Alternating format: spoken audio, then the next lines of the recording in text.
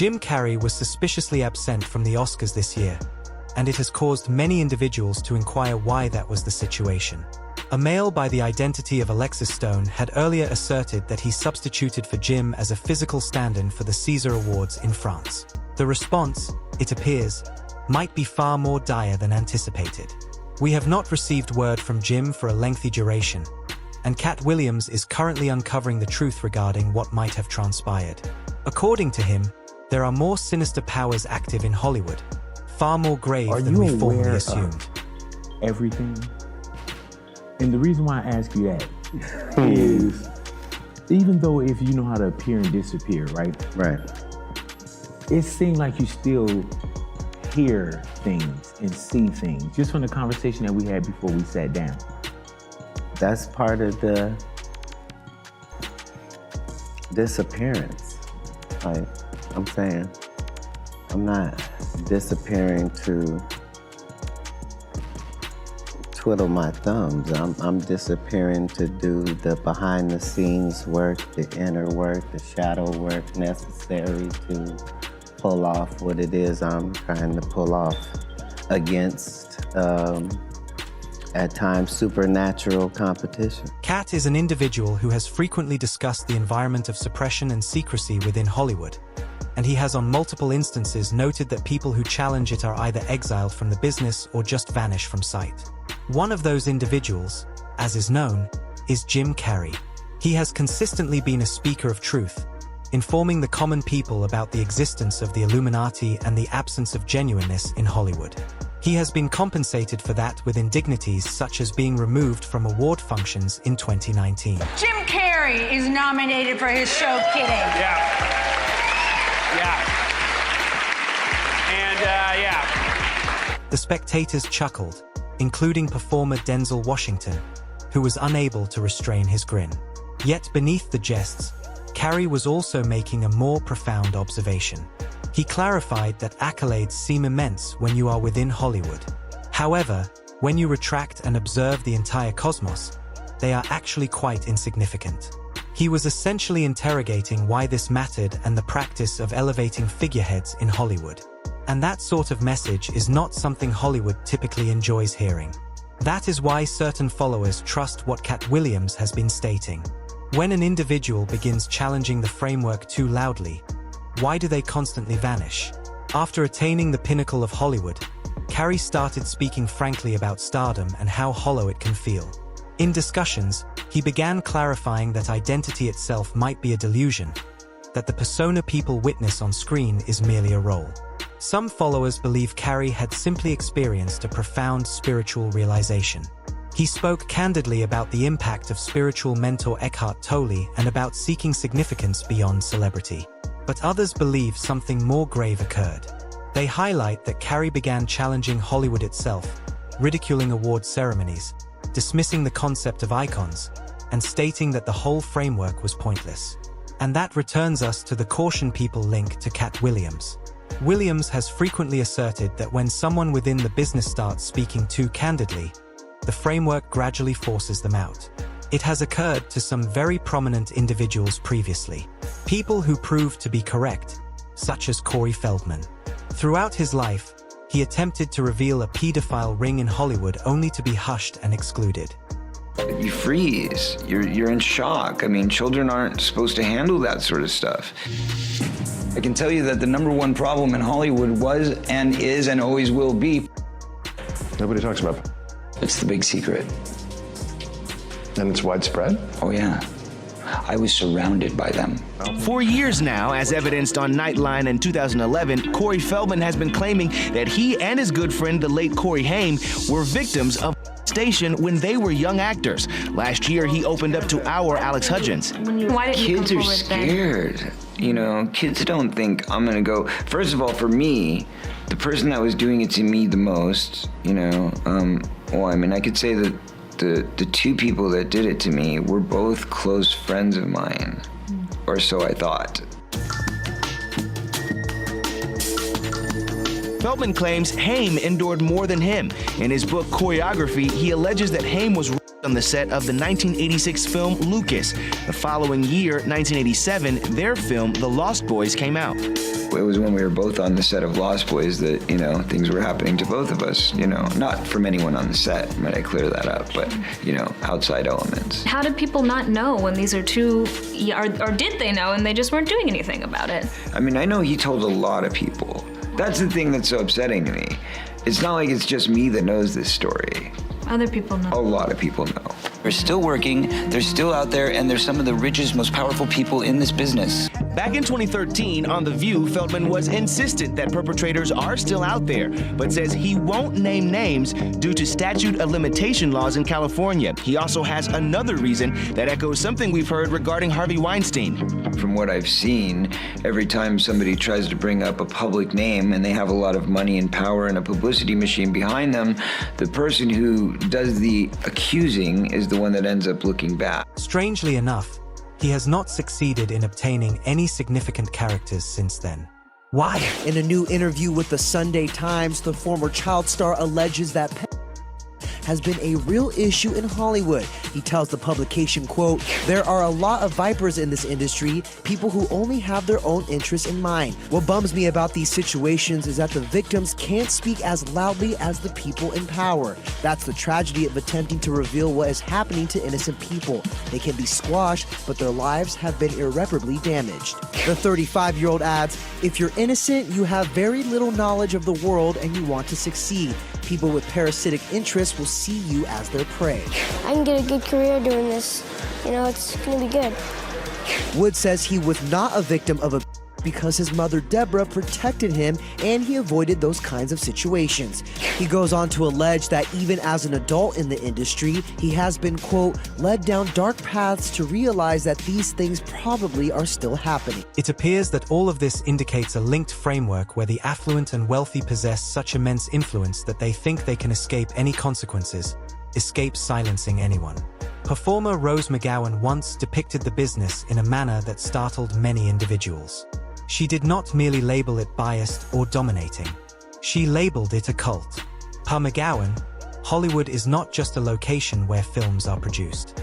It is a framework constructed on regulations that nobody records, yet everyone somehow understands. When she initially joined the business as a youth, she rapidly understood that there were anticipations regarding how you appeared, how you behaved, and even how you talked. And if you did not obey those regulations, opportunities could vanish very rapidly.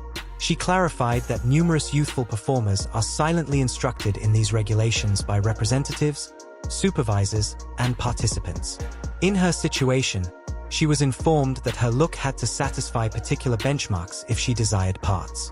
If influential individuals in the business did not find you attractive, she was cautioned you might cease obtaining employment. And everyone passed these rules on to female agents. Were big in my life, and they had definitely a hand in telling me the rules that I had to abide by, such as, you know, you have to have long hair, so the men in Hollywood want to have sex with you. If they don't want to have sex with you, they're not going to cast you. As more individuals started interrogating the framework, another identity frequently surfaced in the dialogue: Dave Chappelle. For years, Chappelle was regarded as one of the most courageous voices in humor. Numerous followers still recall when he famously departed from a massive agreement with Comedy Central at the peak of Chappelle's show. At that moment, the network reportedly presented him with roughly $50 million to continue, but he walked away. Katt Williams believes Dave performed this to safeguard his principles, transformed Chappelle into a myth for numerous individuals. Certain people remarked he had witnessed something backstage in Hollywood that made him uneasy. Others felt he merely declined to allow the business to dominate him. He observed one of Hollywood's purported guardians in Oprah Winfrey and adhered to his beliefs in a currently very renowned discussion. Theorist to a degree. Like when I connect dots that maybe shouldn't be connected, I don't know. But certain dots, like when I see that they put every black man in the movies in a dress at some point in their career, I'll be connecting them down like, wow, all these brothers gotta wear a dress. That's happened to me. I'm doing a movie with Martin. Yeah. The movie's going good. So I walk in the trailer. I'm like, man, this must be the wrong trailer because there's a dress in here. They come in. The writer comes in. I think he's the writer. He's like, Dave, listen, we got this hilarious scene where Martin's sneaking out of jail. So he disguises you as a prostitute.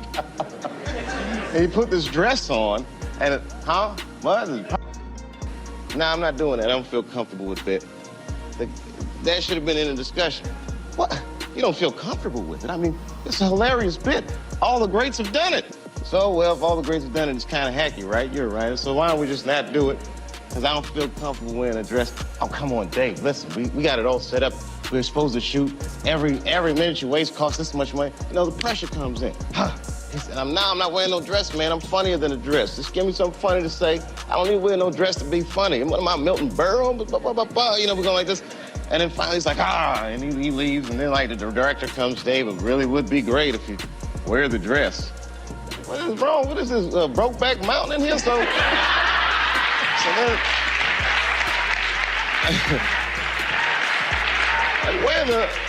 wear the dress. I don't want to wear the dress. I want to wear this dress. You know what I mean? This is, oh gosh, this guy's so difficult. They leave. Now the producers comes, come on, David would be so great. I mean, and then I started thinking about it.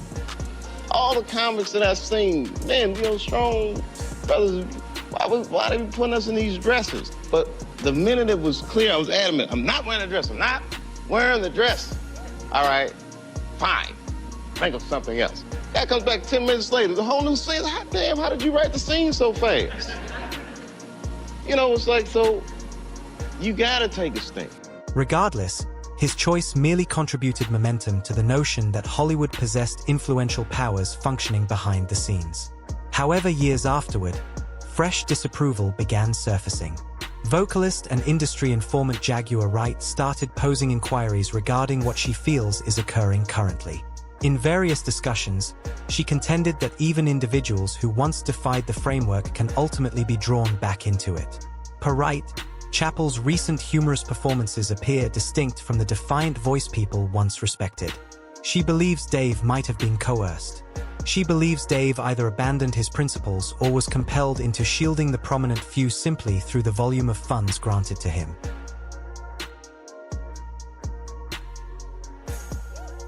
The stuff that Dave Chappelle is doing right now, for me, it's just, what it sounds like to me is that they took the bullet points of everything that they were trying to push during the trial, and they gave it to you to do this beautiful monologue, trying to make it seem like, yeah, because the government is after the black man, and whatever. And I've never really spoken out against Dave Chappelle. Like I said, you know, I had a lot of admiration for him when he turned down the $40 million with Comedy Central once upon a time ago. I remember that. Yeah, I guess he changed his mind when they made it $60 million in Netflix. And now, Charlamagne is getting $200 million out of Netflix. He's getting more than the rest of these. No, for real. And who's Charlamagne? Wendy Williams' sidekick that he allegedly helped stab her in the back. I mean, and he got a whole child case, G. He's got a whole great case. Like, all these people are weird and sick and got a lot of going on. But everybody's getting rewarded.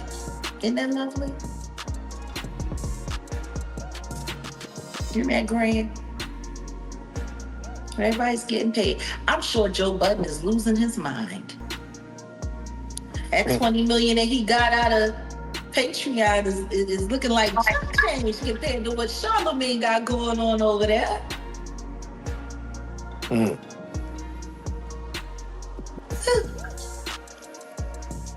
You know, I don't know, maybe running around butt naked in the middle of the night, banging on doors. Or, gosh. Now you know, episode 2 of that documentary, it was titled "What Goes Down Must Come Up," and they're referencing what Diddy was saying as far as what goes up must come down, and what comes down must go up. And you're speaking of these other individuals, and yes, they have had some dark days. Are they not? Dark days. It seems You like call them dark days if you're able to elude them, never fully, thoroughly be investigated for them, never have to go to court, be tried, or go to jail like everybody else has to when they do crazy stuff. And perhaps most startling of all, there appears to be a significant count of satanic sects in Hollywood, frequently joined by the business's most influential. For instance, Rihanna's former publicist once asserted that at industry assemblies, particularly confidential ones, it was typical for guests to sign secrecy contracts and hand over their mobiles before gaining entry. Jonathan stated this habit, in his perspective, established a setting where attendees felt certain that nothing occurring within the function would be filmed or exposed. Lauren then questioned whether he felt the ambience at the Manhattan gathering was merely an instance of intense star extravagance or something more intentional. Jonathan replied that in his judgment the setting felt ceremonial or choreographed, highlighting components like synchronized illumination, strange melodies, and emblematic visuals. He clarified that this was an absolute event. When I'm describing the New York incident, that was kind of like the Christmas party, because there was a Christmas party before then at this museum that, once again, you go into this basement of this well-known museum. I can't think of the name. Not Spaghetti. No. This old house. It's this old Victorian house, real nice, and everybody's like real, like old school, like elite, like Titanic type thing. But underneath, where they had some different paintings, that was like a more, I felt like a satanic vibe. So we went to that party with a friend. That was really strange, but nothing like the next day or the following day when you're like right outside. That's the thing that's so wild when you think about this stuff. These aren't in obsolete locations. This is like hiding in plain sight. Because you could look out the window and see like you could see like downtown New York, right? Like you're right off Times Square. You could see the action of the city, and that's the thing. And same thing in LA. That was bright during the day, like getting out into a grocery store. So these are very out in the open. I don't know how they exist. Do you think Freemasons or Freemasonry is linked to any of this kind of underworld? I just think it's the underworld. I don't know what it is, but it is definitely dark and satanic. It's definitely not godly in any stuff. It's very anti-Christ, right? Because it's anti of what Christianity is, or even anti-Jewish, what they believe in. It's very, very dark. Jonathan stated that a cluster of females were escorted into the chamber by a staff participant and that guests were encouraged to select associates for the night. He asserted that the females seemed uneasy and that they did not disclose private details when he tried to converse with them. Due to this, Jonathan mentioned he afterwards speculated whether the scenario might have included some type of abuse or pressure. Although he admitted he did not observe any offenses firsthand and could not verify the conditions of the females concerned. The girl that sat next to me, it was so, once again, so awkward. The girls who sat down next to me, I was trying to talk to her like, who are you? What are you doing? Do you have an Instagram? Like looking right. I was like, here's my Instagram. What's your name? She's like, I can't tell you. But she looked at my Instagram, and this whole time, everybody's around the table. They're sniffing, partying, and I think a couple are getting it on. But this girl I felt so bad for her, and I was trying to talk to her like, what do you do? What's your name? Do you live around here? And she was trying to be as nice as possible. She didn't speak like great English, right? When they get her, anyways, they pull them out like an hour. The woman comes in, the girls get up and leave. And we sat there for maybe 15 more minutes, and then they escorted us out, back up through the grocery store. And during the pandemic, I was like, I thought about that, like, what was that? Where was that? And I would talk to Billy, like, what was that place? He was like, do you want to go back? We can go back. We have to schedule it. I was like, no, what was it? But then I started to think, like, that was definitely a human trafficking thing. We can't say that word, but human transportation. Using transportation, yeah, sorry.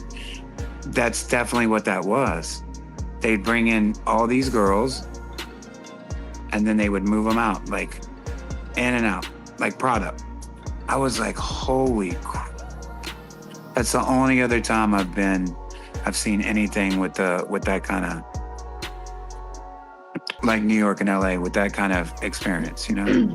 So back up. So you're on your way to this grocery store, and well, we're having a meeting, and Billy, like I said, his mother is Johnny Depp's sister.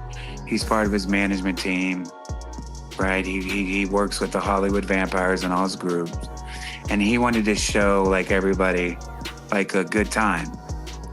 Once again, I can't say like all the people in the lawsuit and stuff like that because of the lawsuit. He wanted to show them a good time because we're working on this project. And that's where he took us. And it was so strange. At the time, I'm just in shock. But then when I processed it and thought about it. What is occurring? Why are stars who speak out disappearing? What is happening to them? And who is permitting these purported satanic sects to function in Hollywood and hush and influence individuals? These are remarkably vital inquiries that we require resolved.